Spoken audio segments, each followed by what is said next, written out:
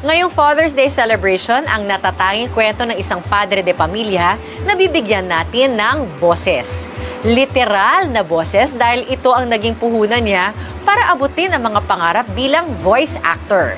Samahan natin si Jessie Cruzat na kilalanin ang tinaguriang Voice Master ng Pilipinas. Kilala niyo ba si Dawing Sir? Ako nga pala ang tatay ni Sanchay. Pero hindi talaga ako yon. And speaking of tatay, sakto ngayong Father's Day dahil makikilala natin ang boses sa likod ng tatay ni Sanchay. The man behind 1,000 voices, the voice master himself, Pocholo de Leon Gonzalez. Voice Master! Sir Choi! Hindi siya gumagalaw. Tingnan natin baka nandun. Tao po! Sir Choi! Kumusta?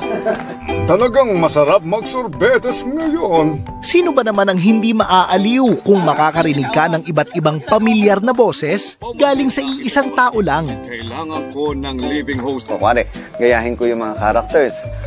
SpongeBob o... Hey, come on, Patrick. I'm SpongeBob. Hey, Hey, how are you, SpongeBob? My name is Patrick. Hey, shut up, SpongeBob. I'm Squidward, you know. Hey, my name is Mr. Krabs. Hey. Mga ganun. Tapos sila Mickey Mouse. Oh, come on, Pluto. My name is Mickey Mouse. Oh, Pluto.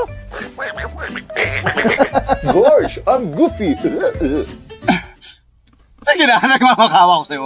Sa loob ng 3 dekada bilang voice artist, maraming karakter na sa radyo at telebisyon ang binigyang buhay ng boses ni Pocholo.